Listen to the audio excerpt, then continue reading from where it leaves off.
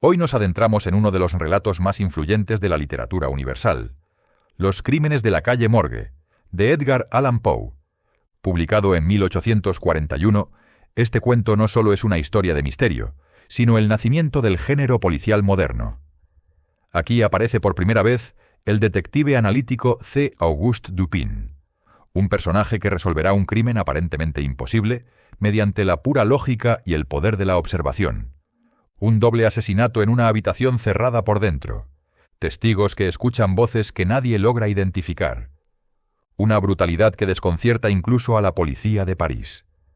A lo largo de este audiolibro seguiremos paso a paso la investigación, descubriendo cómo la razón puede abrirse camino incluso en medio del horror más desconcertante. Si disfrutas los clásicos del misterio y la literatura que marcó un antes y un después, suscríbete al canal y acompáñame en este viaje por las grandes obras de todos los tiempos. Comenzamos.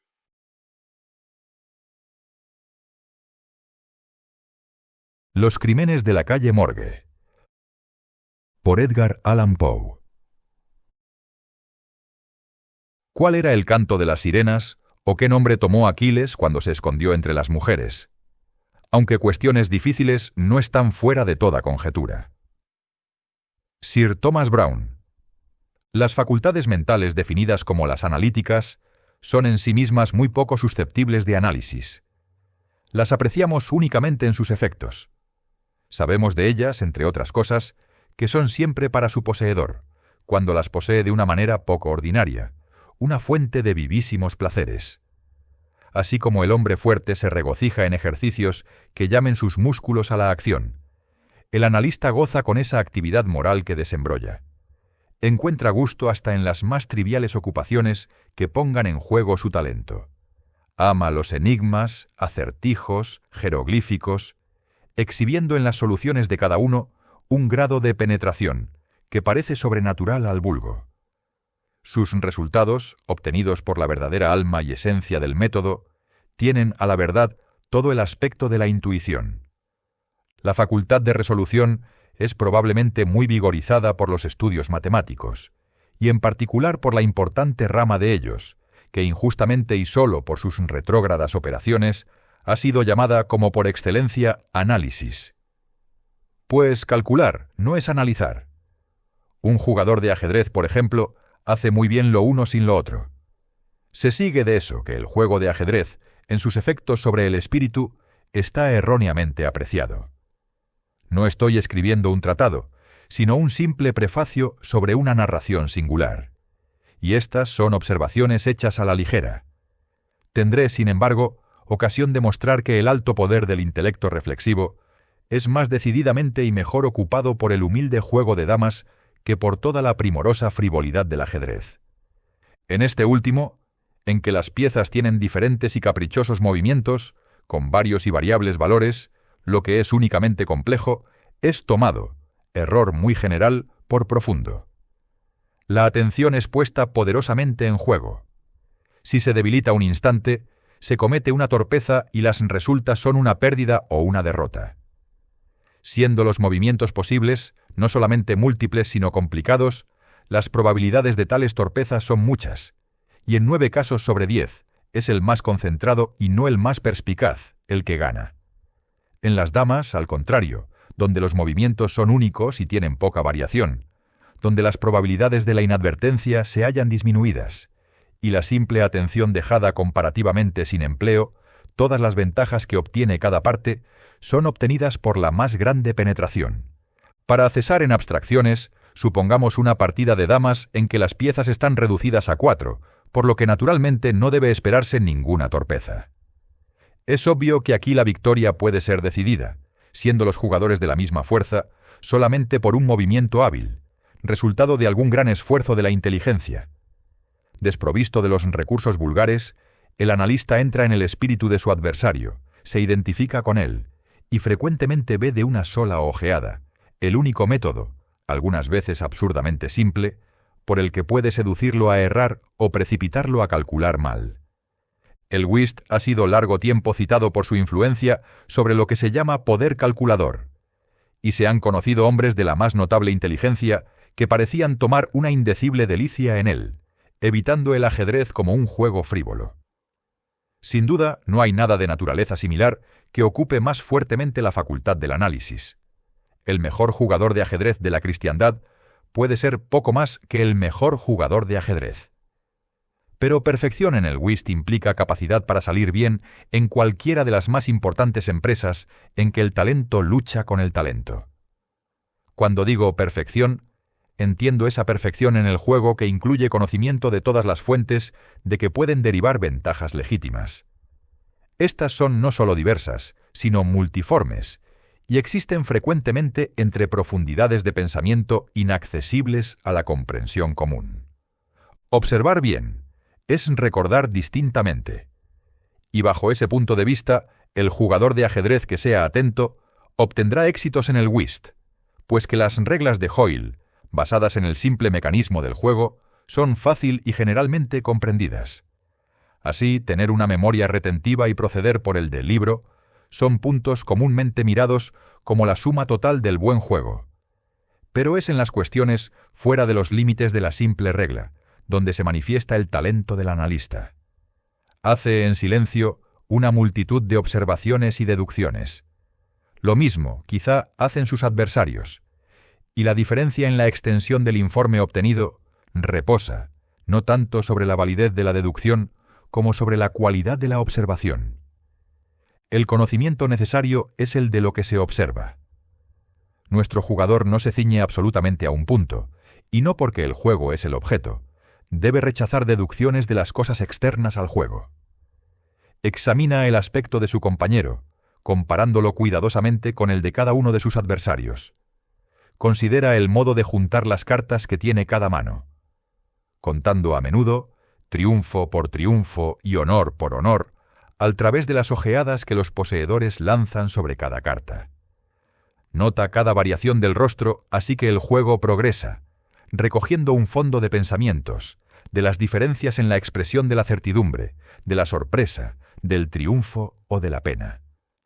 Por la manera de recoger una baza, juzga si la persona que lo efectúa puede hacer otra en la continuación de la partida.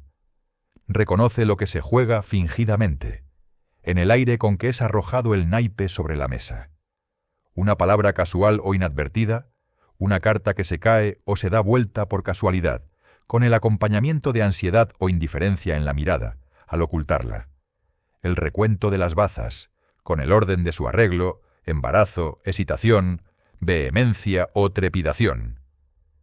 Todo proporciona a su percepción, aparentemente intuitiva, indicaciones sobre el verdadero estado del juego. Habiendo sido jugadas las 2 o 3 primeras manos, conoce a fondo el juego de cada uno, y desde entonces reparte sus cartas con tan absoluta precisión de objeto, como si el resto de la compañía hubiera dado vuelta a las suyas. El poder analítico no debe ser confundido con la simple ingeniosidad, porque mientras el analista es necesariamente ingenioso, el hombre ingenioso es a menudo incapaz de análisis.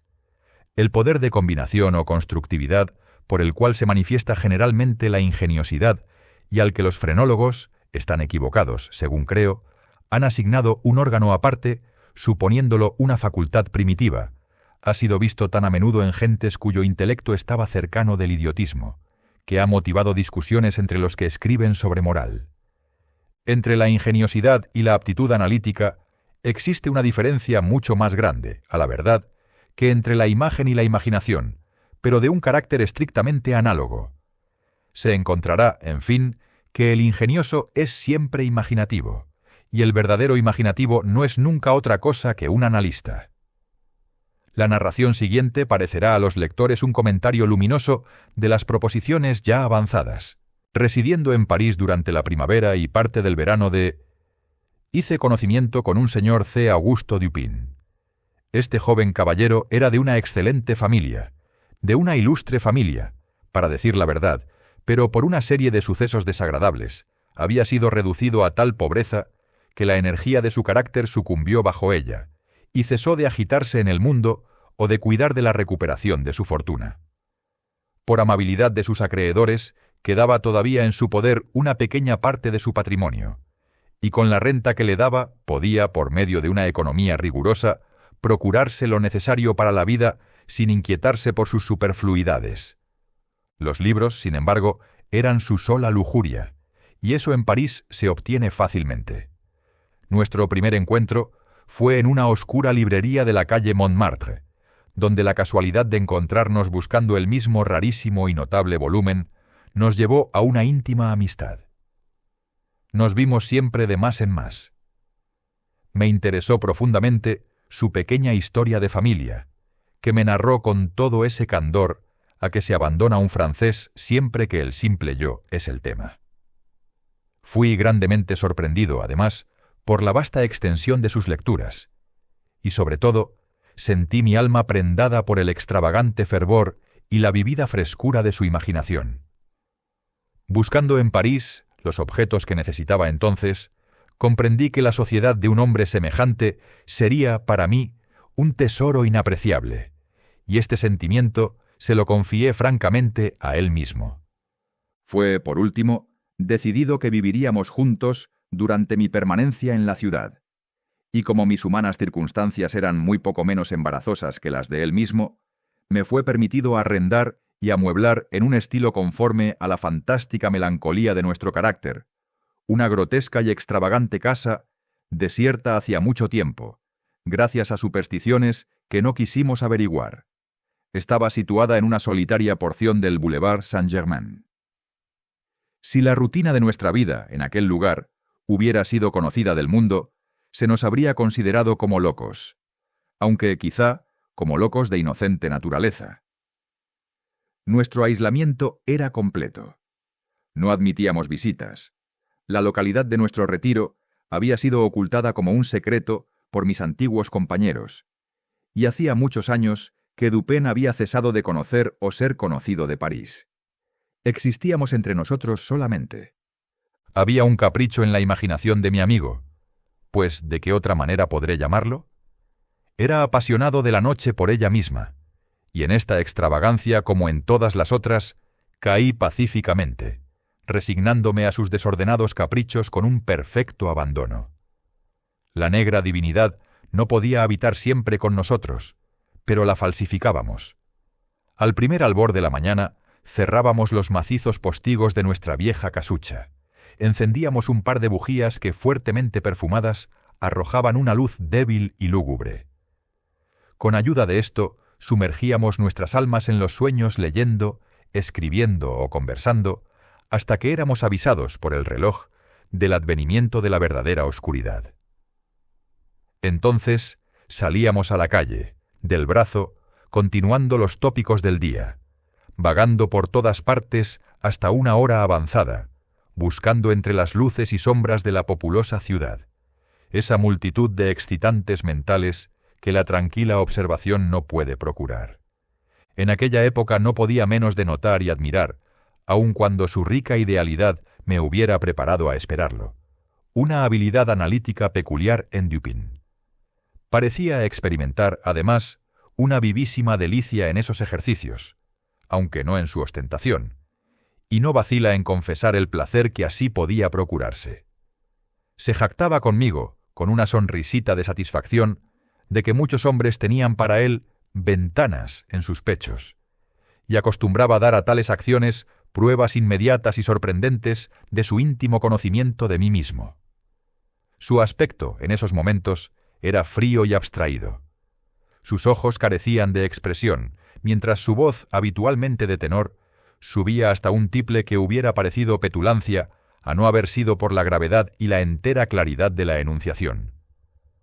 Observándole en esa disposición de ánimo, quedaba yo mismo meditando sobre la vieja filosofía de la doble alma, y me divertía en imaginar un doble Dupin, el creador y el analítico.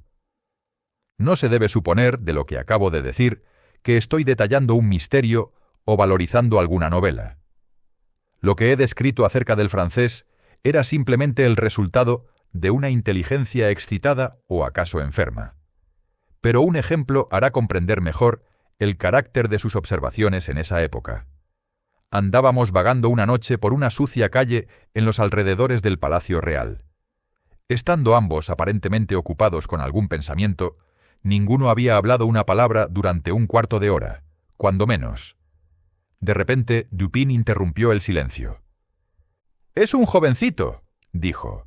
«Esa es la verdad, y estaría mejor en el Théâtre des Variétés». «No puede haber duda en eso», repliqué inconscientemente, y sin observar al principio, tan absorto estaba en mis reflexiones, la extraordinaria manera con que mi interlocutor había concordado con mi meditación. Un instante después entré en mí mismo y mi sorpresa fue profunda. «Dupin», dije gravemente, «no puedo comprender esto. No vacilo en decir que estoy aturdido y que puedo apenas creer en mis sentidos. ¿Cómo es posible que usted pudiera conocer que estaba pensando en...?»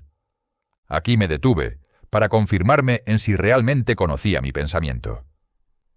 «En Chantilly», dijo, «¿para qué se detiene? ¿Observaba usted que la pequeña figura de ese hombre le hace impropio para la tragedia?» Esto era precisamente lo que había formado el fondo de mis reflexiones. Chantilly era un ex zapatero de viejo de la calle Saint-Denis, que tenía furia por el teatro y se había arriesgado en el rol de Jerjes, en la tragedia de Crébillon, habiendo sido públicamente satirizado en cambio de sus afanes. «Dígame usted, por el amor de Dios», exclamé, «el método. Si hay método, por el que ha podido usted sondear mi alma en este asunto». A la verdad, estaba más sorprendido de lo que hubiera querido expresar. «Fue el frutero», replicó mi amigo, «quien llevó a usted a la conclusión de que el remendón de suelas no tenía la altura suficiente para representar a Yerges et id genus omne». «El frutero. Usted me asombra. No conozco ningún frutero». «El hombre que llevó a usted por delante cuando entrábamos por la calle hace un cuarto de hora cuando más». Entonces me acordé de que, en efecto, un frutero que llevaba sobre la cabeza una gran canasta de manzanas me había derribado casi por casualidad cuando pasábamos de la calle C a la en que nos hallábamos. Pero qué tenía que hacer esto con Chantilly era lo que no podía comprender.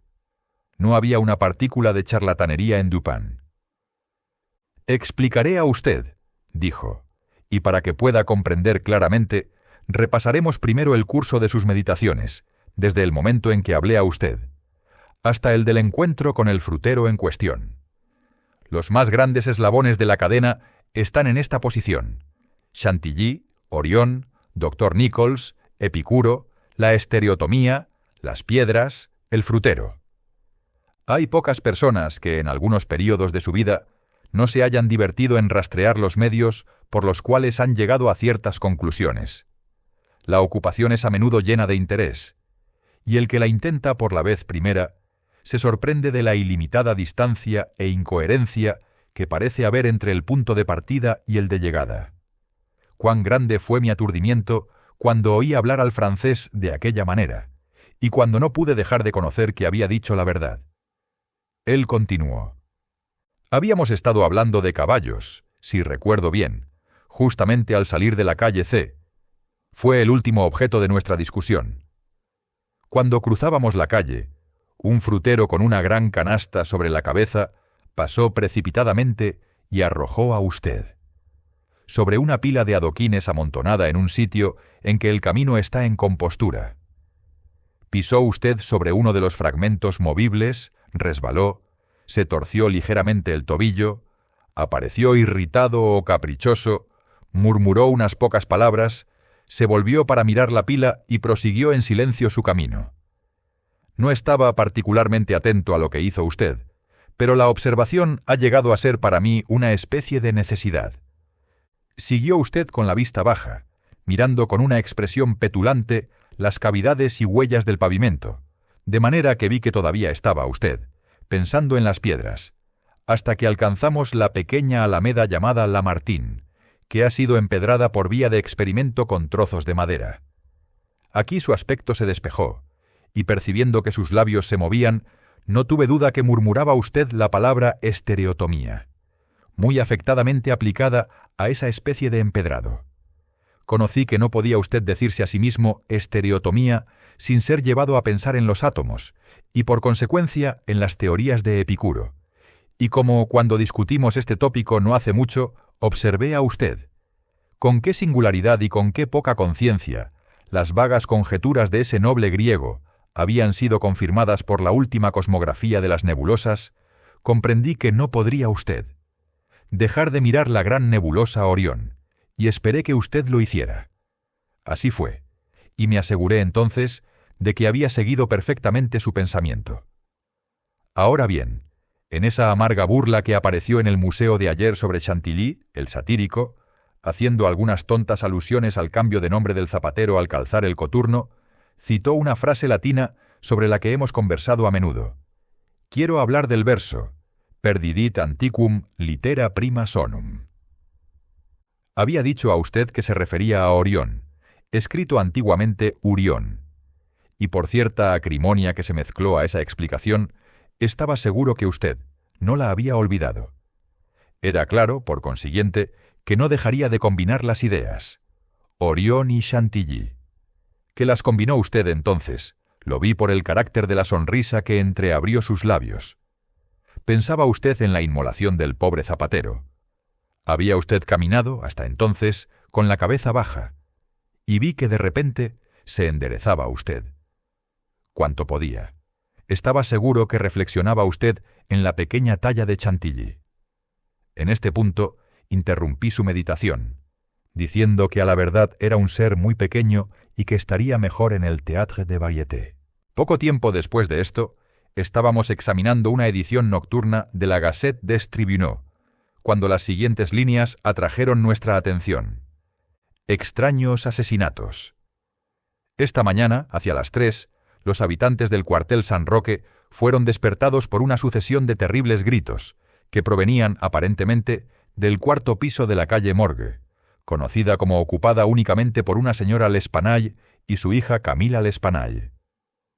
Después de alguna espera ocasionada por una infructuosa tentativa de procurar entrada, la puerta fue forzada con una palanca, y 8 a 10 de los vecinos entraron, acompañados por los gendarmes. A este tiempo, los gritos habían cesado, pero cuando la gente llegaba al primer piso, 2 o más roncas voces, disputando coléricamente, fueron oídas y parecían proceder de la más alta parte de la casa. Cuando el segundo pasillo fue alcanzado, estos sonidos habían cesado también, y todo permanecía perfectamente tranquilo. Los que buscaban se precipitaron de cuarto en cuarto. Al entrar a una ancha pieza en el cuarto piso, cuya puerta, encontrada cerrada y con la llave por dentro, fue abierta a la fuerza, se presentó ante los ojos de todos un horroroso y sorprendente espectáculo. La habitación estaba en el más extraño desorden, el mobiliario roto y dispersado en todas direcciones. Había solamente un lecho, y su colchón y ropas habían sido removidas y arrojadas al suelo. Sobre una silla había una navaja de barba, manchada con sangre.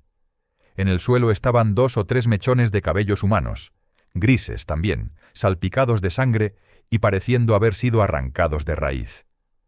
Sobre el pavimento fueron encontrados 4 napoleones, un aro de topacio, 3 grandes cucharas de plata, 3 pequeñas de metal de argel y 2 bolsas conteniendo cerca de 4.000 francos en oro.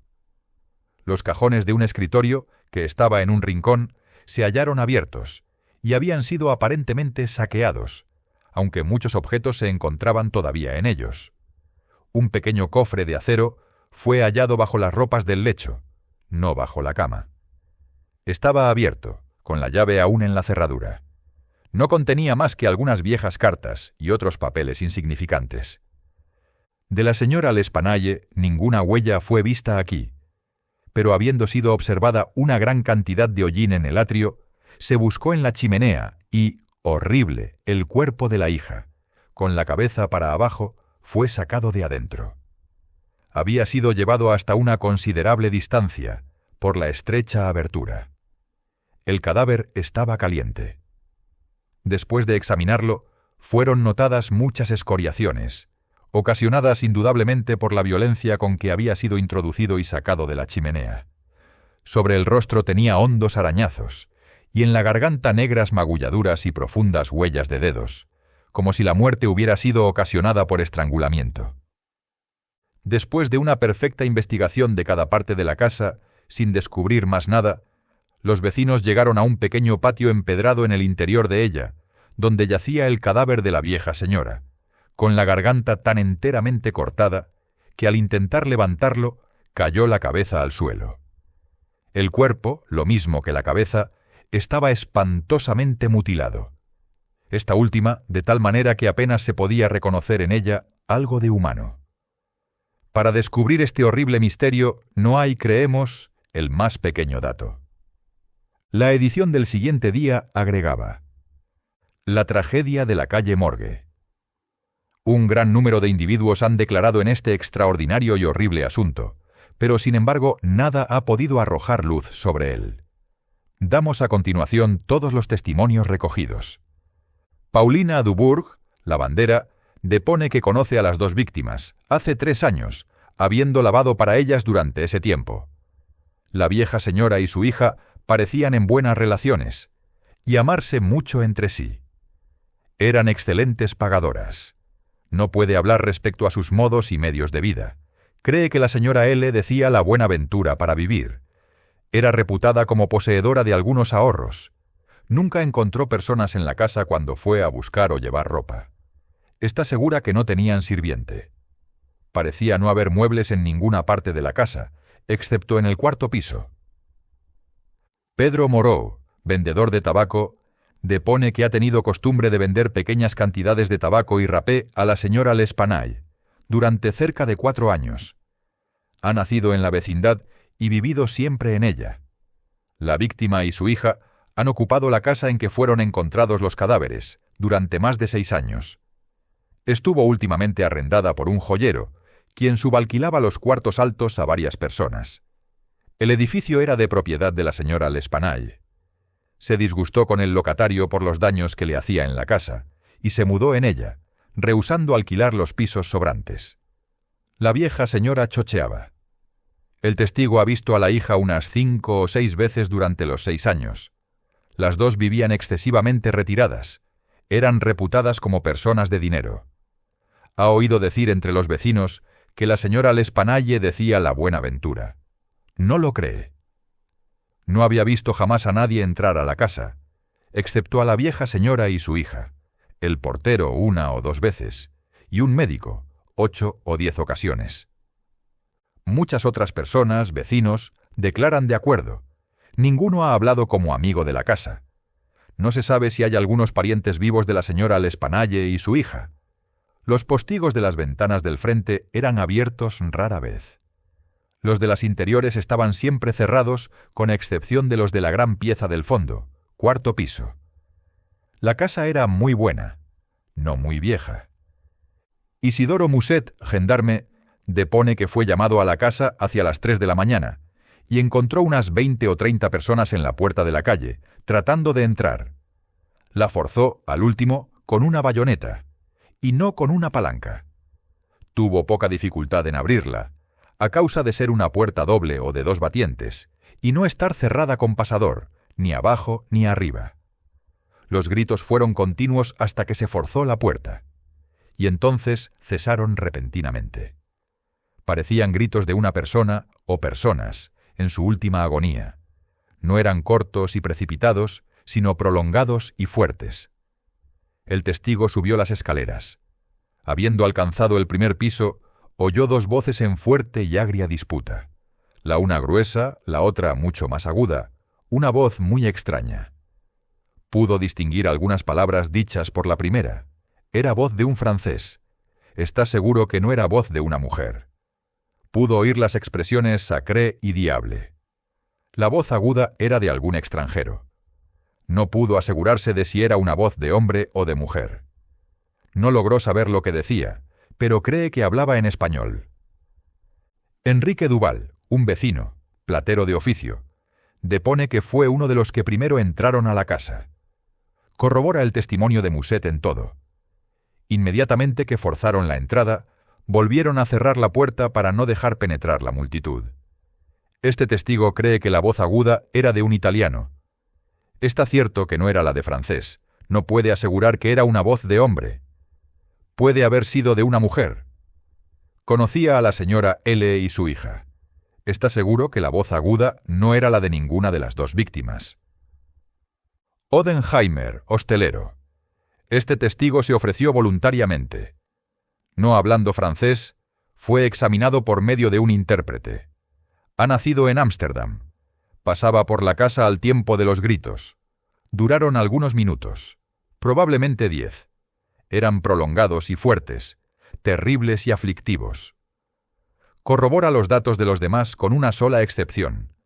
Está seguro que la voz aguda era de un hombre, de un francés. No pudo distinguir las palabras proferidas. Eran fuertes y precipitadas, desiguales y dichas aparentemente con tanto miedo como cólera. La voz era áspera, no tan aguda como áspera. La voz gruesa dijo muy a menudo, «Sacré, diable», y una vez «Mon Dieu». Julio Mignot, banquero. La señora L'Espanaye tenía algún dinero. No había girado un solo cheque hasta 3 días antes de su muerte, en que ella misma fue a pedir la cantidad de francos. Esta suma fue pagada en oro, y un dependiente la condujo hasta la calle Morgue. Adolfo Le Bon, dependiente de Mignot e hijos, depone que en el día ese, hacia las 12, acompañó a la señora L'Espanaye hasta su domicilio, con los francos puestos en 2 bolsitas. Cuando la puerta fue abierta, la Santa L apareció y tomó de sus manos una de las bolsitas, mientras que la vieja señora hacía lo mismo con la otra. Entonces se despidió y se fue. Guillermo Berd, sastre, depone que fue uno de los que entraron en la casa. Es inglés. Oyó las voces en disputa. La gruesa voz era de un francés. Oyó distintamente «Sacré» y «Mon Dieu». Había un ruido en ese momento, como si algunas personas estuvieran luchando. Un ruido de pelea y de desorden. La voz aguda era muy fuerte, más fuerte que la gruesa. Está seguro que no era la voz de un inglés, parecía la de un alemán.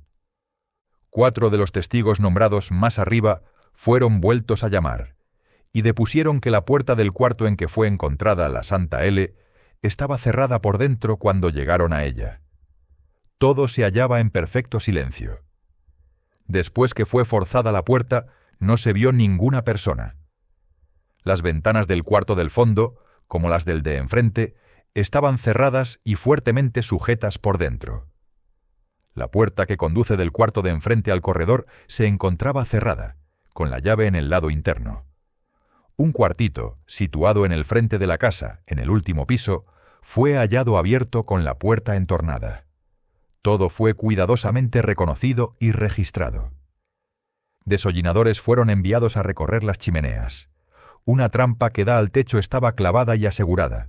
No parece haber sido abierta desde hace años. Alfonso García, rentista, depone que reside en la calle Morgue. Es español. Oyó las voces en disputa. La voz gruesa era la de un francés. La voz aguda era de un inglés. Está seguro de ello. No entiende el inglés, pero juzga por la entonación. Alberto Montani, confitero, depone que estaba entre los primeros que subieron las escaleras. La voz gruesa era de un francés. El que hablaba parecía reconvenir. No pudo entender lo que decía la voz aguda. Hablaba muy ligero y desigualmente. Cree que era voz de ruso. Es italiano. No ha conversado jamás con un ruso. Varios testigos, vueltos a llamar, declararon que las chimeneas de todos los cuartos del último piso son muy estrechas para permitir pasar un cuerpo humano. El cuerpo de la señorita L'Espanaye estaba tan firmemente metido dentro de la chimenea que no pudo ser sacado hasta que 4 o 5 hombres unieron sus esfuerzos con ese objeto. Pablo Dumas, médico, depone que fue llamado para examinar los cuerpos. El cadáver de la joven presentaba muchas contusiones y escoriaciones. El hecho de haber sido introducido en la chimenea explicaba suficientemente esos fenómenos. La garganta estaba muy desollada. Había varios arañazos profundos justamente bajo la barba, como asimismo una serie de manchas lívidas que eran a todas luces la impresión de los dedos.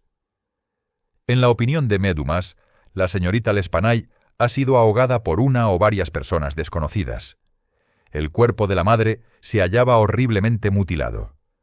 Una pesada maza de madera o una ancha barra de hierro, una silla, cualquiera arma ancha, pesada y obtusa, puede haber producido tales resultados, manejada por un hombre de gran fuerza. La cabeza de la muerta estaba enteramente separada del cuerpo. La garganta ha sido cortada evidentemente con algún instrumento muy afilado, a todas luces con una navaja de barba. Alexandre Etienne, cirujano, corrobora el testimonio y las opiniones de su colega. Nada más de importancia fue descubierto. Un asesinato tan misterioso y tan extraño en sus circunstancias no ha sido nunca cometido en París, si es verdad que ha habido asesinato en este caso. La policía enteramente a oscuras. Es un incidente sin ejemplo. No hay ni la sombra de una huella. La edición de la noche establecía que continuaba en el barrio San Roque la más grande excitación. Un post-scriptum, sin embargo, anunciaba que Adolfo Le Bon había sido encarcelado, aunque nada aparecía en él, como sospechoso, fuera de los hechos ya detallados. Dupin parecía singularmente interesado en el progreso de este asunto, porque no hacía comentarios. Fue solamente después del anuncio de la prisión de Le Bon que me pidió mi parecer respecto a los asesinatos. Yo estaba acorde con todo París en considerarlos como un insoluble misterio. No veía medio por el que fuera posible seguir la pista a los asesinos. «No debemos juzgar de los medios», dijo Dupin, «por esta apariencia de indagación. La policía parisiense, tan alabada por su penetración, es astuta, pero nada más. No hay método en sus procedimientos, excepto el método del momento. Hace una vasta ostentación de medidas, y frecuentemente son tan bien adaptadas al objeto propuesto que traen a la memoria a Mr. Jourdain pidiendo su robe de chambre para oír mejor la música. Los resultados alcanzados por ellas son frecuentemente sorprendentes, pero por la mayor parte son efecto de la simple diligencia y de la actividad. Cuando estas cualidades son infructuosas, sus planes se frustran. Vidocq, por ejemplo, era un buen conjeturador y un hombre perseverante. Pero faltándole instrucción, se engañaba continuamente por la demasiada intensidad de sus investigaciones. Perjudicaba su visión, contemplando el objeto de muy cerca. Podía ver, quizá, 1 o 2 puntos con sin igual claridad, pero procediendo así, necesariamente, no podía considerar el asunto como un todo. De manera que hay algo que puede llamarse ser demasiado profundo. La verdad no está siempre en un pozo. Los más importantes datos se hallan invariablemente en la superficie. La profundidad reside en los valles donde la buscamos, y no es sobre la cúspide de la montaña donde se la encuentra. Los modos y fuentes de esta clase de error están muy bien retratados en la contemplación de los cuerpos celestes. Arrojar una ojeada sobre una estrella, contemplarla de lado, tornando hacia ella las porciones exteriores de la retina, más susceptibles que las interiores a las débiles impresiones de la luz, es ver la estrella distintamente, es tener la mejor apreciación de su brillo, un brillo que disminuye justamente en proporción que la miramos más de lleno. Un gran número de rayos caen sobre el ojo en el último caso, pero en el primero hay la más refinada aptitud para la percepción. Por una exagerada profundidad, hacemos perplejo y débil nuestro pensamiento, y es posible hasta hacer desaparecer a Venus misma, del cielo, por un examen demasiado sostenido, demasiado concentrado o demasiado directo. Así, en cuanto a estos asesinatos, hagamos algunas consideraciones para nosotros mismos, antes de formar una opinión respecto a ellos. Una indagación nos va a entretener. Encontré este verbo muy extraño, aplicado de esta manera, pero no dije nada. Y además, Le Bon me hizo una vez cierto servicio por el que le estoy agradecido. Iremos a ver el teatro del suceso con nuestros propios ojos. Conozco a G., el prefecto de policía, y no tendremos dificultad en obtener el permiso necesario. Acordada la autorización, nos dirigimos en el acto a la calle Morgue. Era esta una de esos miserables pasajes que se hallan situados entre la calle Richelieu y la de Saint-Roch.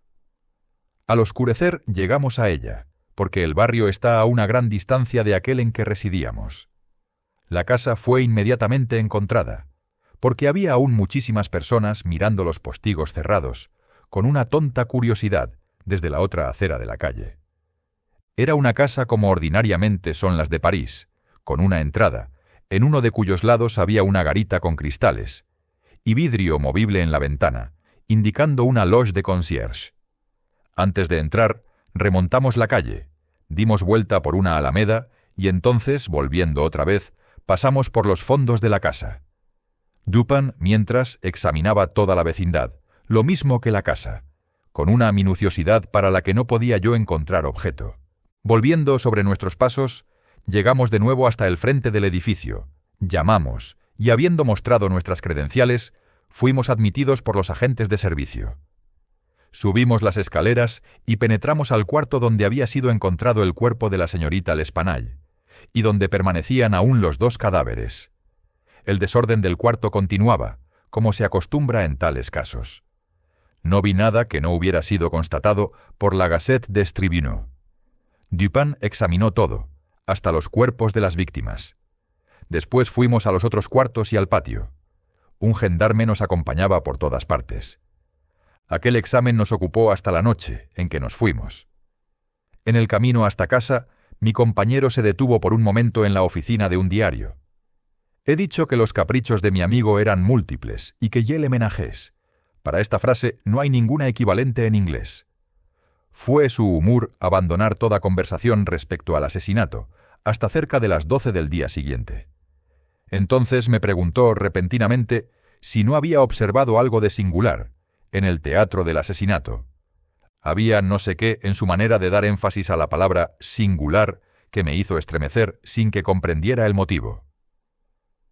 No, nada de singular, dije, nada más que lo que ambos hemos visto constatado en el diario. La Gazette, replicó él, no ha penetrado, temo, el horror poco habitual del hecho. Pero desechemos las vanas opiniones de ese impreso. Me parece que este misterio es considerado insoluble por la misma razón que le haría ser mirado como fácilmente soluble. Quiero decir, por el carácter exagerado de sus rasgos distintivos. La policía está confundida por la aparente ausencia de motivo, no por el asesinato en sí mismo, sino por su atrocidad. Está aturdida, además, por la aparente imposibilidad de conciliar las voces que disputaban, con los hechos de que no se encontró en los altos más que el cadáver de la señorita L'Espanaye, y que no había medios de salir sin que los vecinos que subían las escaleras lo notaran. El extraño desorden del cuarto, el cuerpo embutido, con la cabeza para abajo, en la chimenea, la horrorosa mutilación del cuerpo de la vieja señora. Estas consideraciones, con las ya mencionadas y otras que no necesito detallar, han bastado para paralizar el poder, para derrotar completamente la alabada penetración de los agentes del gobierno. Han caído en el grande, aunque común error, de confundir lo no habitual con lo abstruso. Pero es en estas desviaciones del plano de lo ordinario que la razón tantea su camino, aunque siempre en la investigación de la verdad. En indagaciones como la que estamos haciendo, es menester no preguntarse tanto ¿qué ha ocurrido?, como ¿qué ha ocurrido que no haya ocurrido antes? En una palabra, la facilidad con que llegaré o he llegado a la solución de este misterio está en razón directa de su aparente insolubilidad a los ojos de la policía. Contemplé fijamente a mi interlocutor, con mudo asombro. «Estoy esperando ahora», continuó él, mirando hacia la puerta de nuestro cuarto. «Estoy esperando una persona que, aunque, quizá, no es el autor de esa carnicería, debe estar, en algún modo, complicado en su perpetración. Es probable que sea inocente de la parte más horrorosa de esos crímenes. Deseo no equivocarme en esta suposición, porque sobre ella he edificado mis esperanzas de descifrar por completo el enigma. Espero al hombre aquí, en esta pieza, de un momento a otro. Es cierto que puede no venir, pero la probabilidad es que vendrá. Si viniera, será necesario detenerlo. Aquí hay pistolas, y ambos sabemos cómo se usan cuando llega la ocasión. Tomé las pistolas, sabiendo apenas lo que hacía, creyendo a medias en mis oídos, mientras Dupin proseguía casi en un soliloquio. He hablado ya de su aspecto abstraído en tales momentos. Sus pensamientos se dirigían a mí, pero su voz, aunque en manera alguna fuerte, tenía esa entonación que es comúnmente empleada cuando se habla a alguien desde una gran distancia. Sus ojos, sin expresión, miraban solamente la pared. Que las voces oídas en disputa, dijo, por los que subieron las escaleras, no eran de mujer, está plenamente probado por las declaraciones. Esto nos ahorra toda duda respecto a la cuestión de si la vieja señora puede haber muerto a la hija y después haberse suicidado. Además, no hablo de esto sino por amor al método, porque la fuerza de la señora L'Espanaye hubiera sido absolutamente insuficiente para la tarea de meter su hija dentro de la chimenea, de la manera como fue encontrada, y la naturaleza de los golpes inferidos a su persona hacen enteramente imposible la idea de la propia destrucción. El asesinato, por consiguiente, ha sido cometido por un tercer conjunto de personas, y las voces de este tercer conjunto fueron las oídas en disputa. Déjeme usted ahora llamar su atención, no sobre las declaraciones relativas a esas voces, sino sobre lo peculiar a ellas. ¿Ha notado usted algo peculiar en las declaraciones? Hice notar que mientras todos los testigos concertaban en suponer la gruesa voz como la de un francés, había mucha contrariedad respecto a la aguda, o como la llamó un testigo, áspera. «Esa es la evidencia misma», dijo Dupin, «pero no es la peculiaridad de la evidencia. Usted no ha observado nada distintivo. Sin embargo, hay algo que observar. Los testigos, como usted nota, están acordes respecto a la voz gruesa. En esto sus testimonios son unánimes. Pero sobre la aguda, la peculiaridad es no que desacuerdan, sino que cuando un italiano, un inglés, un español, un holandés y un francés intentan describirla, cada uno habla de ella como de la de un extranjero. Cada uno está seguro que no era la voz de un compatriota. Cada uno la asemeja, no a la voz de un individuo de alguna nación cuya lengua le fuera familiar, sino al contrario. El francés supone que era la voz de un español.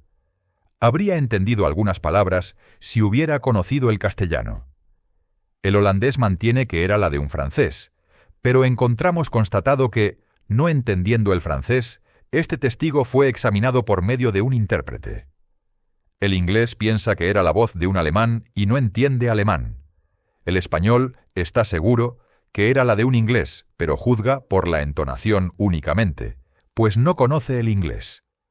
El italiano cree que era la voz de un ruso, pero no ha conversado jamás con un ruso.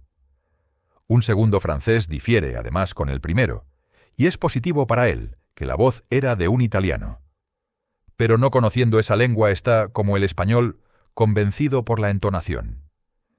Cuán extraña y poco habitual debe haber sido realmente esta voz, sobre la que puede haberse producido un testimonio como este, en cuyos tonos extranjeros naturalizados de las 5 grandes divisiones de Europa no han podido reconocer ninguno que les sea familiar. Absolutamente familiar. Usted dirá que puede haber sido la voz de un asiático, de un africano. Ni los asiáticos ni los africanos abundan en París, pero sin rechazar la deducción, quiero llamar la atención de usted. Simplemente sobre 3 puntos. La voz es llamada por un testimonio áspera más bien que aguda. Es representada por otros como rápida y desigual. Ningunas palabras, ningunos sonidos parecidos a palabras, son mencionados como comprensibles por los testigos. No sé, continuó Dupin, qué impresión puedo haber hecho de esta manera sobre el entendimiento de usted, pero no vacilo en decir que deducciones legítimas hasta de esa porción del testimonio, la porción que respecta a las voces gruesa y aguda, son en sí mismas suficientes a engendrar una sospecha que puede dar dirección a los progresos en la investigación del misterio. Digo deducciones legítimas, pero mi pensamiento no está expresado por completo con esa frase. Quería decir que las deducciones eran los únicos medios propios, y que la sospecha procede inevitablemente de ellas, como el único resultado. ¿Cuál es la sospecha, sin embargo, no puedo precisarlo todavía? Deseo solo demostrar a usted que en cuanto a mí, era suficientemente eficaz para dar una forma definida, una cierta tendencia, a mis investigaciones en el teatro del crimen.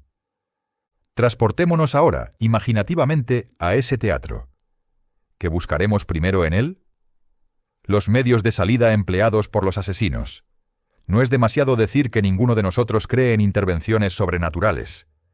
La señora y señorita L'Espanaye no han sido destruidas por espíritus. El asesino es material y ha escapado materialmente. Ahora, ¿cómo? Afortunadamente no hay más que un modo de razonar sobre el punto, y este modo debe guiarnos a una conclusión definida. Examinemos, uno por uno, los medios posibles de salida. Es claro que los asesinos estaban en el cuarto donde fue encontrada la señorita L'Espanaye, o al menos en el cuarto contiguo, cuando los vecinos subieron las escaleras. Por consiguiente, es desde estas dos piezas que tenemos que buscar las salidas. La policía ha puesto a descubierto los pisos, los techos y la composición de las paredes en todas direcciones. Ninguna salida secreta ha podido escapar a su vigilancia. Pero no confiando en sus ojos, he examinado las cosas con los míos propios. No había en realidad salidas secretas. Las dos puertas que conducen de los cuartos al corredor estaban perfectamente cerradas, con las llaves en el lado interior. Veamos las chimeneas. Aunque de la anchura ordinaria hasta 8 o 10 pies por arriba del atrio, no pueden permitir en su extremidad la salida de un gato grande. Estando constatada la imposibilidad de escaparse por los medios ya examinados, nos quedan solo las ventanas. Por las del cuarto del frente, nadie puede haber huido sin ser visto por la multitud apiñada en la calle. Los asesinos deben haber pasado entonces por las del cuarto de atrás. Ahora, traídos a esta conclusión de una manera tan inequívoca, no tenemos derecho, como razonadores, para rechazarla en razón de su aparente imposibilidad. Nos queda que probar solamente que esas aparentes imposibilidades no lo son en realidad. Hay dos ventanas en el cuarto. Una de ellas no está obstruida con muebles, y es perfectamente visible. La parte baja de la otra está tapada por la cabecera del enorme lecho que está pegado a ella. La primera fue encontrada fuertemente asegurada por dentro. Resistió a los más grandes esfuerzos de los que pretendieron levantarla. Un gran agujero había sido hecho en su marco con una barrena. Llegaba hasta el otro lado, y dentro de él fue hallado un grueso clavo, metido hasta la cabeza, casi. Al examinar la otra ventana, un clavo idéntico fue visto, aparentemente metido de la misma manera, y un vigoroso esfuerzo para levantar este marco falló también. La policía quedó convencida de que no se había efectuado ninguna escapada en esas direcciones, y por consiguiente fue considerado inútil retirar los clavos y abrir las ventanas. Mis propias indagaciones fueron un poco más especiales, y lo fueron por la razón que he dado hace un instante, porque de ahí se debían sacar las pruebas de que las imposibilidades aparentes no eran tales en realidad. Proseguí razonando así. A posteriori, los asesinos han escapado por una de esas ventanas. Siendo esto así, no podían haber vuelto a asegurar los marcos por el interior, como fueron encontrados. Consideración que por su evidencia había limitado las diligencias de la policía a ese solo barrio. Los marcos, sin embargo, fueron cerrados. Debían, pues, tener el poder de cerrarse por sí mismos. No se podía escapar a esta conclusión. Llegué hasta la ventana libre de muebles, quité el clavo con alguna dificultad e intenté levantar el marco. Resistió a todos mis esfuerzos, como lo había esperado. Conocí entonces que debía existir un oculto resorte, y la corroboración de mi pensamiento me convenció de que mis premisas eran reales, por más misteriosas que todavía me aparecieran algunas circunstancias relativas a los clavos. Una cuidadosa investigación me hizo encontrar bien pronto el escondido resorte. Lo apreté, y satisfecho de mi descubrimiento, me abstuve de levantar el marco. Entonces volví a colocar el clavo en su sitio y lo contemplé atentamente. Una persona al salir por la ventana podía haberla cerrada de nuevo, y el resorte hubiera calzado. Pero el clavo no habría podido ser puesto en su lugar. La conclusión era clara y limitaba de nuevo el campo de mis pesquisas. Los asesinos debían haber escapado por la otra ventana. Suponiendo entonces que sobre cada marco había un resorte idéntico, como era probable, debía haber alguna diferencia entre los clavos, o al menos entre los modos de su colocación. Habiendo subido al armazón del lecho, registré minuciosamente el segundo marco, por sobre la cabecera de la cama. Pasando mi mano por detrás de ella, encontré bien pronto y oprimí el resorte, que era, como había supuesto, igual a su vecino. Después lo miré. Era tan grueso como el otro, y aparentemente metido de la misma manera, hundido casi hasta la cabeza. Bede diría que yo estaba confundido, pero si Bede piensa eso es porque no ha comprendido la naturaleza de las inducciones. Para usar una frase de juego, sporting phrase, no había cometido todavía una sola falla. No había perdido la pista un solo instante. No había hendiduras en ningún eslabón de la cadena. Había seguido el secreto hasta su último punto, y este punto era el clavo. Tenía, digo, toda la apariencia de su compañero de la otra ventana, pero este hecho era absolutamente nulo, por más concluyente que pareciera ser, enfrente de esta consideración, que allí en ese punto terminaba la huella conductora. «¿Algún defecto?», dije, «debe haber en el clavo». Lo toqué, y la cabeza, con casi un cuarto de pulgada de la espiga, se quedó entre mis dedos. El resto de la espiga estaba en el agujero hecho con la barrena, dentro del cual se había roto. La fractura era vieja, pues los bordes estaban incrustados de moho, y había sido causada aparentemente por un martillazo que había sujetado en la superficie del marco la cabeza del clavo.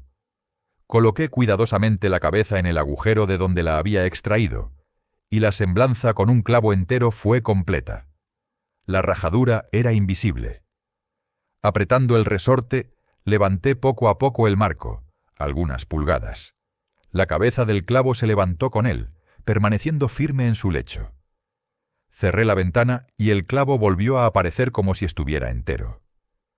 El enigma hasta aquí estaba descifrado. El asesino había escapado por la ventana que daba sobre el lecho.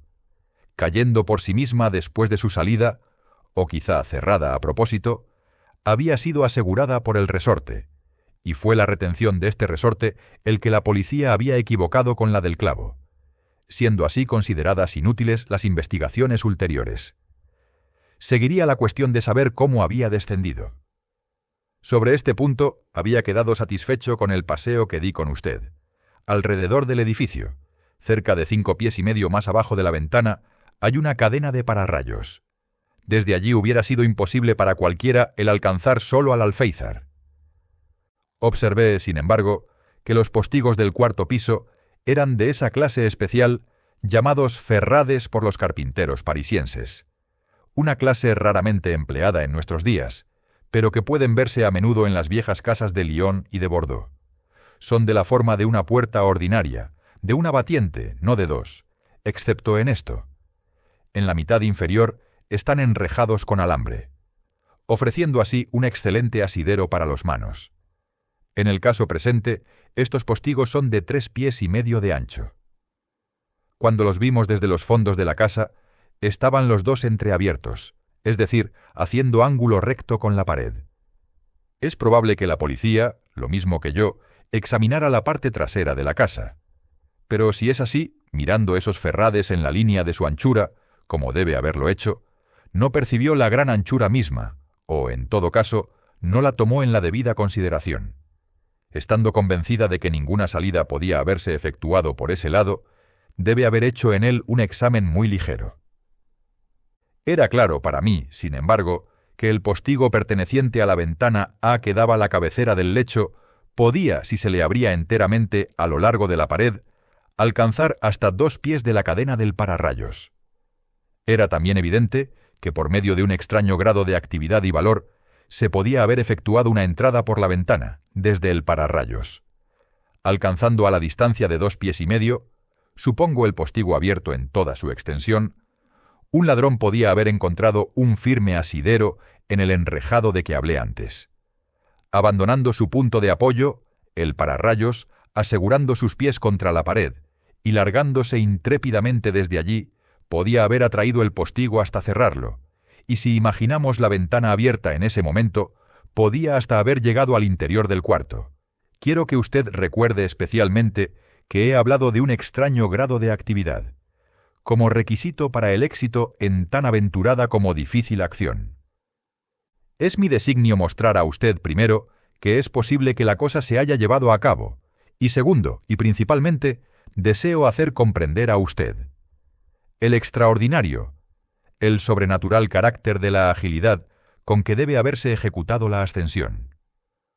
Usted dirá, sin duda, usando el lenguaje de la ley, que para aclarar un caso debía más bien evaluar en menos de su valor real, que insistir sobre la entera estima de la actividad requerida en este asunto. Esta puede ser la práctica judicial, pero no es la costumbre de la razón. Mi único objeto es la verdad. Mi propósito inmediato es inducir a usted a que coloque en justa posición esa extraordinaria agilidad de que acabo de hablar, con esa singular voz aguda, o áspera, desigual, sobre cuya nacionalidad no se han encontrado dos personas acordes, siquiera, y en cuya pronunciación no se ha descubierto el acto de silabificar. A estas palabras, una vaga e informe concepción del pensamiento de Dupin atravesó mi inteligencia. Parecía estar sobre el límite de la comprensión, sin poder comprender, como los hombres que a veces se hallan en el borde de un recuerdo, sin poder recordar, sin embargo.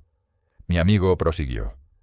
Usted verá, dijo, que he conducido la cuestión del modo de salida al modo de entrada.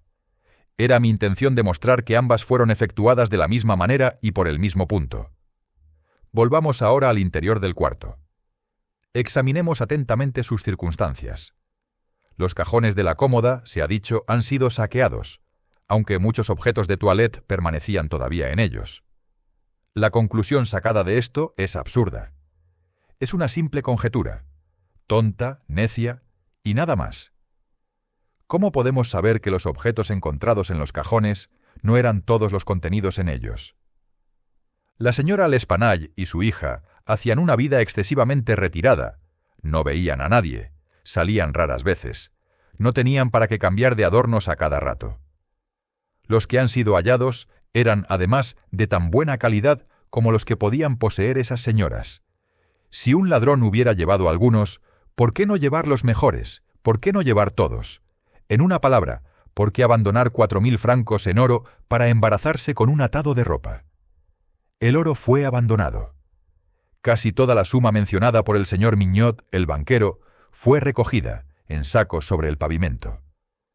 Deseo, por consiguiente, apartar de la inteligencia de usted la desatinada idea de motivo, engendrada en los hombres de la policía por las declaraciones que hablan de dinero entregado en la puerta de la casa, coincidencias 10 veces tan notables como esta, la entrega de dinero y asesinato cometido dentro de los 3 días sobre la persona que lo recibió.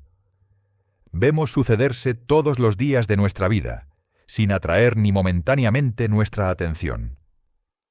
Las coincidencias en general son grandes obstáculos en el camino de esa clase de pensadores, que han sido educados de tal manera que no conocen sino la teoría de las probabilidades, esa teoría a la cual los más gloriosos objetos de las investigaciones humanas deben las más gloriosas ilustraciones.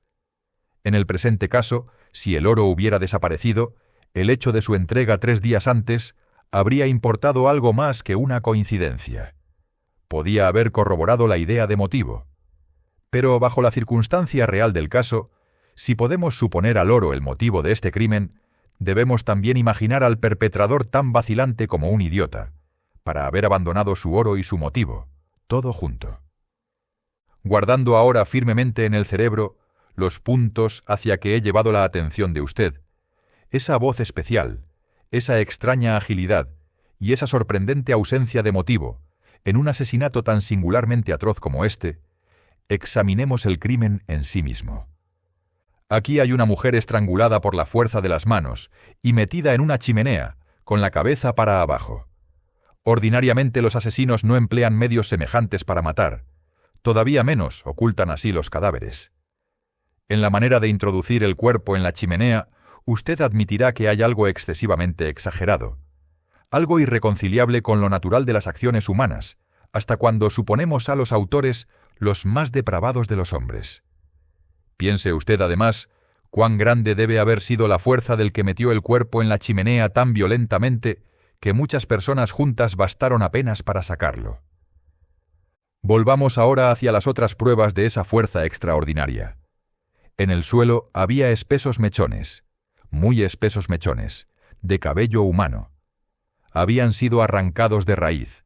Usted sabe la gran fuerza que se necesita para arrancar así de la cabeza, solamente 20 o 30 pelos juntos. Usted vio esos mechones tan bien como yo. Sus raíces, horroroso espectáculo, estaban adheridas a fragmentos del cuero cabelludo. Prueba segura del prodigioso poder empleado para desarraigar quizá 500.000 de una sola vez. La garganta de la vieja señora estaba no solamente cortada, sino que la cabeza se hallaba separada del cuerpo.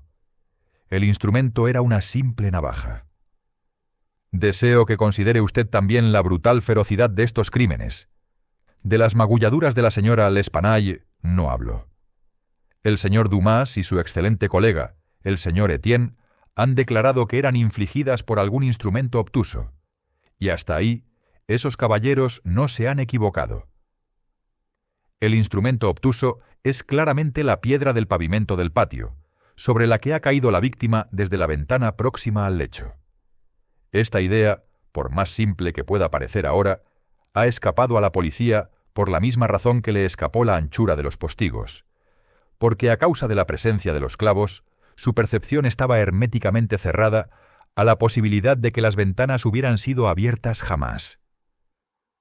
Si ahora, en adición a todas estas cosas, ha reflexionado usted sobre el raro desorden del cuarto, hemos ido tan lejos como para combinar las ideas de una agilidad sorprendente, una fuerza suprahumana, una ferocidad brutal, una carnicería sin motivo, una grotesquería en horror, absolutamente ajena a la humanidad, y una voz extraña en tono a los oídos de los hombres de muchas naciones, y privada de silabificación distinta o inteligible. ¿Qué resulta, pues, de todo esto? ¿Qué impresión he hecho sobre su imaginación de usted? Cuando Dupin me hizo esta pregunta, sentí como si una serpiente se deslizara sobre mi cuerpo. «¡Un loco!», dije. «Ha sido el asesino.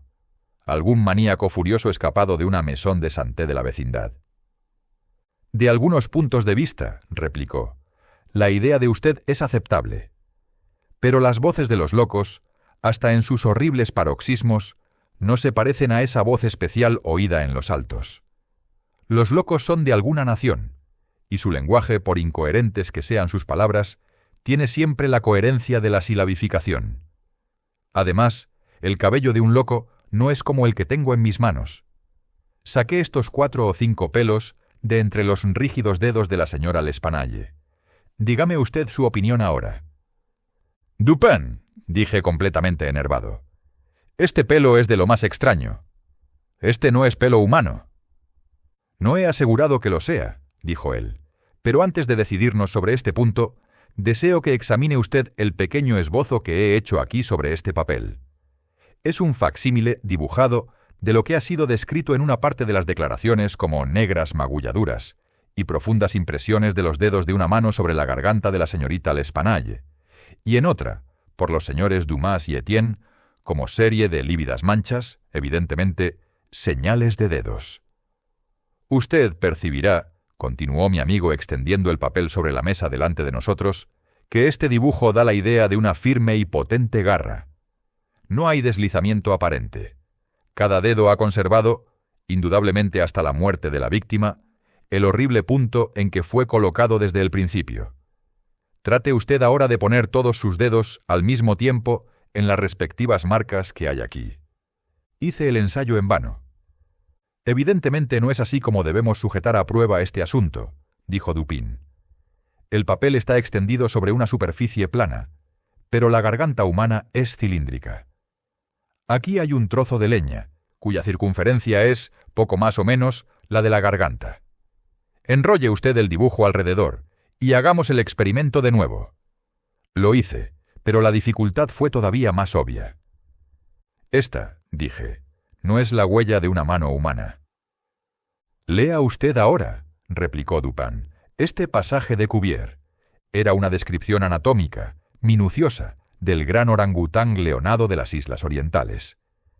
La gigantesca estatura, la prodigiosa fuerza y actividad, la ferocidad salvaje y las propensiones imitativas de ese mamífero son conocidas suficientemente de todo el mundo. Comprendí al fin el inmenso horror del asesinato. «La descripción de los dedos», dije cuando hubo concluido de leer, «concuerda exactamente con este dibujo. No veo qué otro animal, sino un orangután de la especie aquí mencionada, podía haber dejado huellas como las que usted ha trazado.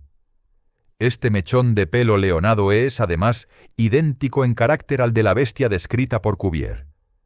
Pero no puedo comprender de una manera clara todas las circunstancias de este horroroso misterio. Dos voces fueron oídas en disputa, y una de ellas era incuestionablemente la voz de un francés. Cierto, y usted recordará una expresión atribuida, casi unánimemente, por los declarantes a esa voz, la expresión «Mon Dieu». Con relación a las circunstancias averiguadas, ha sido perfectamente caracterizada por uno de los testigos, Montani, el confitero, como una expresión de reconvención o reproche. Sobre esas dos palabras he edificado principalmente mis esperanzas de una completa solución del asunto. Un francés tiene conocimiento íntimo del misterio. Es posible, a la verdad, es hasta más que probable, que sea inocente de toda participación en los sangrientos sucesos de que nos ocupamos. El orangután puede habérsele escapado, puede haberlo seguido hasta el cuarto, pero por las terribles circunstancias que se produjeron, puede ser que no haya vuelto a capturarlo. El mono está libre todavía. No proseguiré estas conjeturas, pues no puedo llamarlas de otra manera, desde que las sombras de reflexión sobre que se basan son apenas de la profundidad suficiente para ser apreciables a mi propio intelecto, y desde que no puedo pretender hacerlas inteligibles a nadie. Las llamaremos, pues, conjeturas, y hablaremos de ellas como si fuesen tales.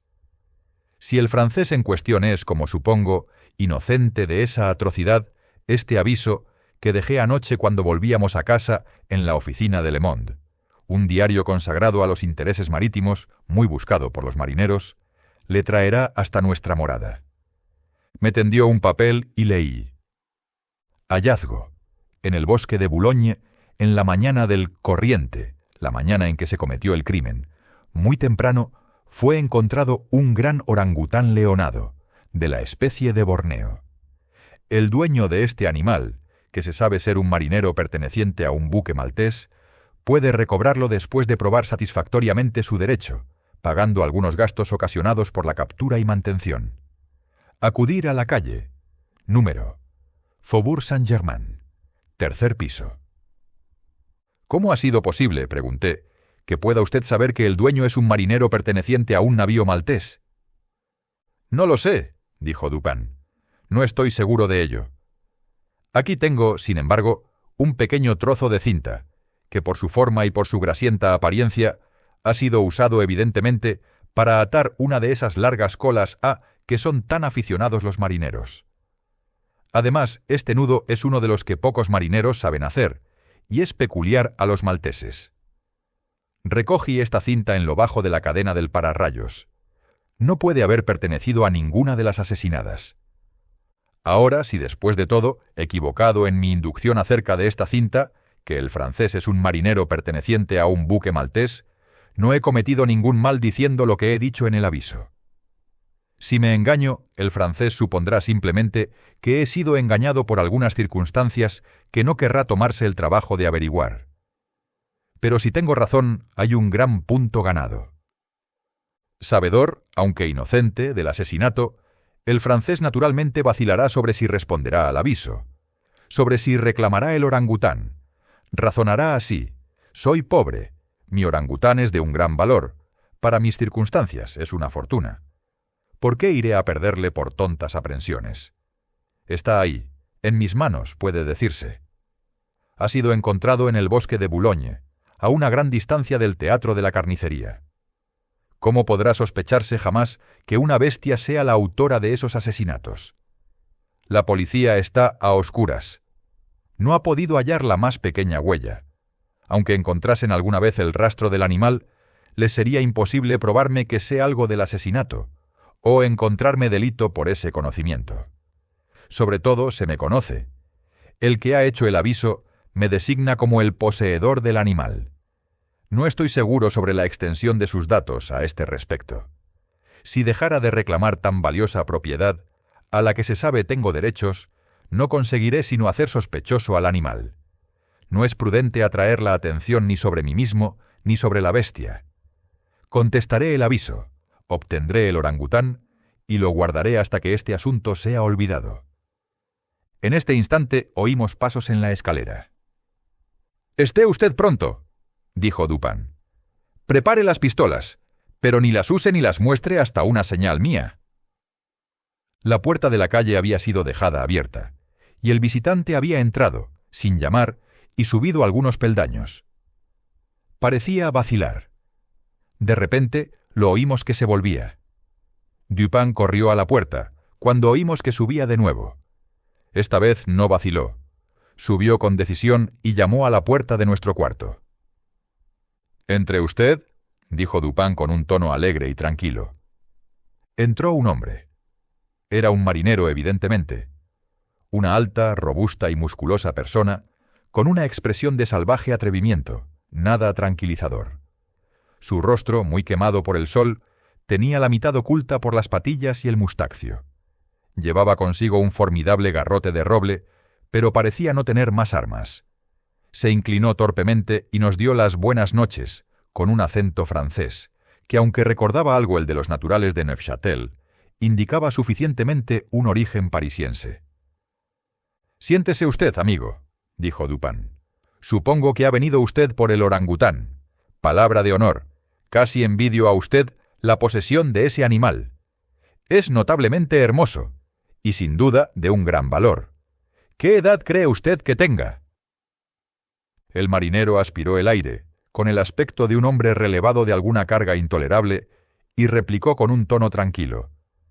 «No tengo cómo saberlo bien, pero no puede tener más de 4 o 5 años. ¿Le tiene usted aquí?». «Oh, no tenemos comodidad para guardarle. Está en una caballeriza en la calle Dubourg, muy cerca de aquí. Le recobrará usted mañana. Es decir, que tiene usted cómo probar sus derechos». «Ciertamente, señor». «Sentiré separarme de él, a la verdad», dijo Dupin. «No pretendo que usted se haya molestado inútilmente», dijo el hombre. «No lo he esperado. Estoy dispuesto a pagar un premio por el hallazgo del animal. Un premio razonable, ¿se entiende?». «Bien», replicó mi amigo. «Es muy justo, seguramente. Déjeme usted pensar. ¿Qué me convendrá tener? Ah, le diré a usted, mi premio será este. Me dará usted todos los datos que posea acerca de los crímenes de la calle Morgue».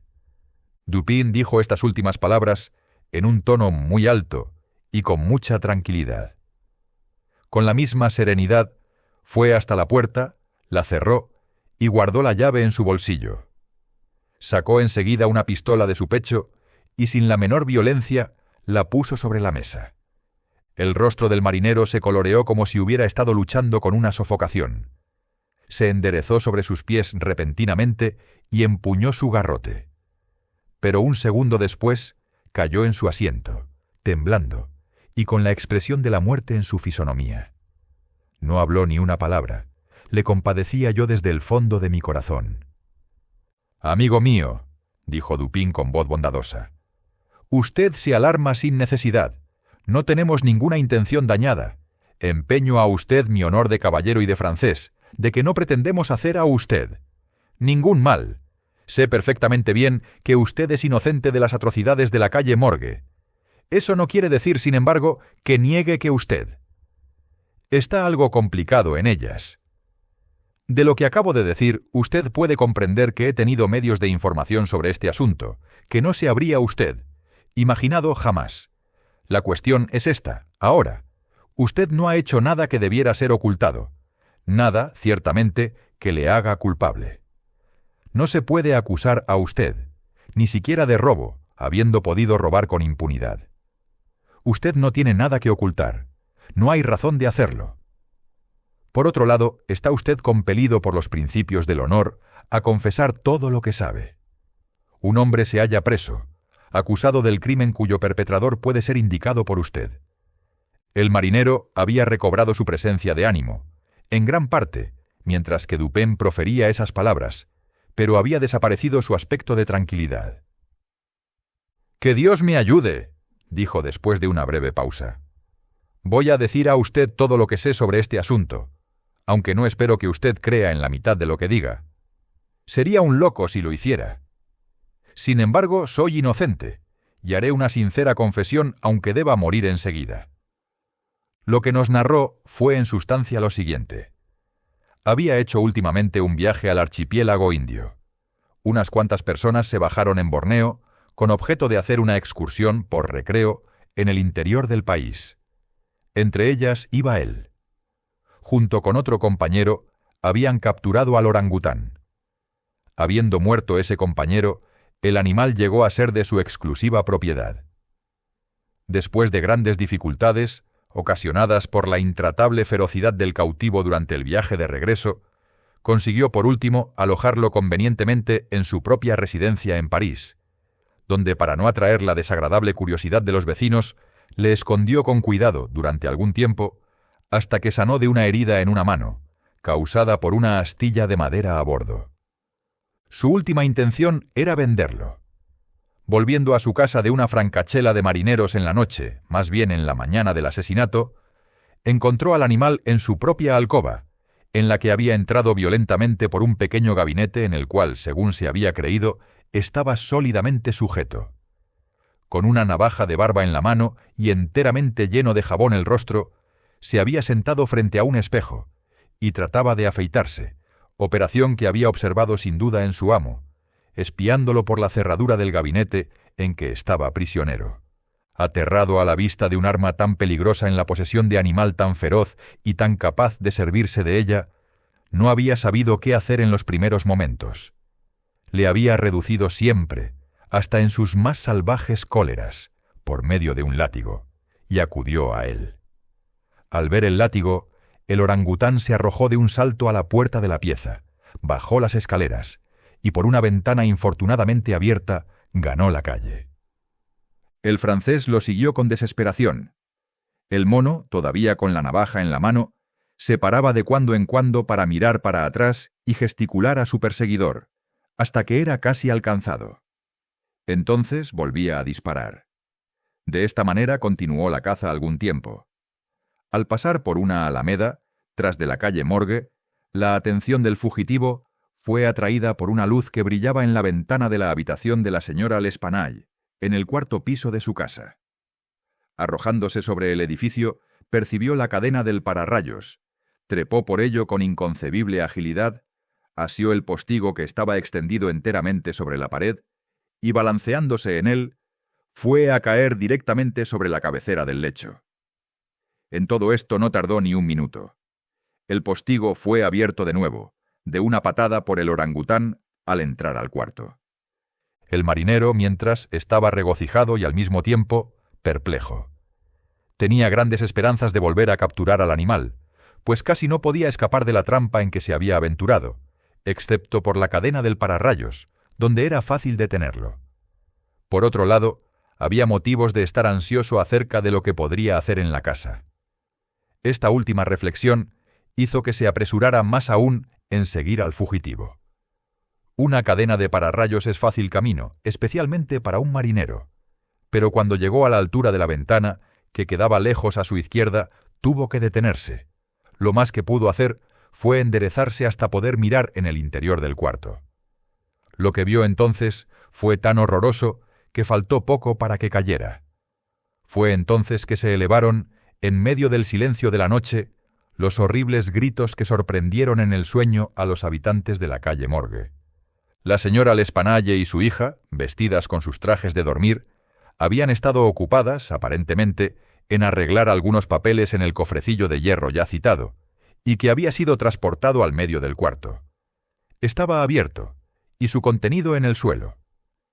Las víctimas deben haber estado sentadas dando la espalda a la ventana, y por el tiempo corrido entre la entrada del animal y los gritos, parece probable que no lo vieron inmediatamente. El ruido del postigo puede haber sido atribuido al viento. Cuando el marinero miró, el gigantesco cuadrúpedo había asido a la señora L'Espanaye por el cabello, que estaba suelto como si lo hubiera estado peinando, y agitaba la navaja cerca de su rostro, imitando los movimientos de un barbero. La hija estaba inmóvil. Se había desmayado. Los gritos y esfuerzos de la vieja señora, durante los cuales le fue arrancado el pelo de la cabeza, tuvieron por efecto cambiar en cólera las disposiciones probablemente pacíficas del orangután. Con un rápido movimiento de su brazo formidable, le separó la cabeza del cuerpo casi completamente. La vista de la sangre inflamó su ira hasta el frenesí. Rechinando los dientes, echando fuego por los ojos, se lanzó sobre el cuerpo de la joven, y hundiéndole sus terribles garras en la garganta, las mantuvo en ella hasta que expiró. Sus miradas extraviadas y salvajes cayeron en ese momento sobre la cabecera del lecho, donde vio el rostro de su amo, rígido por el horror. La furia del animal, que sin duda conservaba todavía el recuerdo del temido látigo, fue instantáneamente cambiada en miedo. Sabiendo que merecía castigo, pareció deseoso de ocultar los sangrientos despojos, y saltaba en el cuarto en una agonía de agitación nerviosa, derribando y rompiendo los muebles y arrancando las ropas y colchones del lecho. Asió primero el cuerpo de la hija y le metió entre la chimenea, como fue encontrado. Después el de la vieja señora, que arrojó en el acto de cabeza por la ventana. Cuando el mono se aproximaba a la ventana con su mutilada carga, el marinero retrocedió espantado hacia la cadena del pararrayos, y deslizándose más bien que bajando por ella, se apresuró a llegar a su casa de una vez, temiendo las consecuencias de la carnicería, y abandonando en su terror toda solicitud acerca del destino del orangután. Las palabras oídas por los vecinos al subir las escaleras fueron las exclamaciones de horror del francés, mezcladas a la diabólica jerigonza de la bestia. No tengo nada que añadir, casi. El orangután debe haber escapado del cuarto por la cadena del pararrayos antes de que violentaran la puerta. Debe haber cerrado la ventana tras de sí. Fue posteriormente capturado por el propietario, quien obtuvo por él una fuerte suma en el jardín de Plantes. Le Bon fue inmediatamente puesto en libertad, después de nuestra narración, con algunos comentarios de Dupin, en el buró del prefecto de policía. Este funcionario, aunque bien dispuesto hacia mi amigo, no podía ocultar del todo su mal humor al ver el aspecto que habían tomado los negocios, y se permitió un sarcasmo odos acerca de la conveniencia de que cada persona atendiera únicamente sus propias obligaciones. «Déjele usted hablar», dijo Dupin, que no había creído necesario replicar. «Déjele usted discurrir, eso aliviará su conciencia. Estoy satisfecho con haberlo derrotado en su propio terreno. Sin embargo, que no haya podido dar solución a este misterio no quiere decir que él sea tan sorprendente como lo supone, pues, a la verdad, nuestro amigo el prefecto es demasiado ingenioso para ser profundo. Su saber no tiene base. Es todo cabeza y no tiene cuerpo, como los cuadros de la diosa Laverna. O mejor, todo cabeza y paletas como un bacalao. Pero es un buen hombre a pesar de todo. Lo aprecio especialmente por un golpe maestro de mojigatería, merced al que ha alcanzado su reputación de ingeniosidad. Quiero hablar de su costumbre de negar lo que es y explicar lo que no es.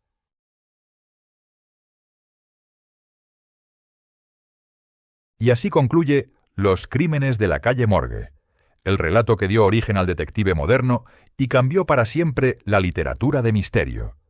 Hemos acompañado a Dupin en una investigación donde lo imposible parecía evidente, donde la brutalidad confundía a todos, excepto a la razón. Poe no solo construyó un enigma magistral, sino que nos mostró algo más profundo, que la observación paciente y el pensamiento analítico pueden revelar la verdad incluso en los escenarios más oscuros. Detrás de este crimen aparentemente sobrenatural no había fantasmas, sino lógica. Y en ese contraste entre horror y mente fría está la grandeza de esta obra. Si este clásico te ha gustado, si disfrutas del misterio bien construido y de la literatura que marcó un antes y un después, te invito a suscribirte al canal. Aquí seguimos recorriendo juntos las grandes obras del terror, el suspense y la literatura universal en formato audiolibro. Déjame en los comentarios qué otro clásico te gustaría escuchar. Gracias por acompañarme hasta el final y nos vemos en la próxima historia.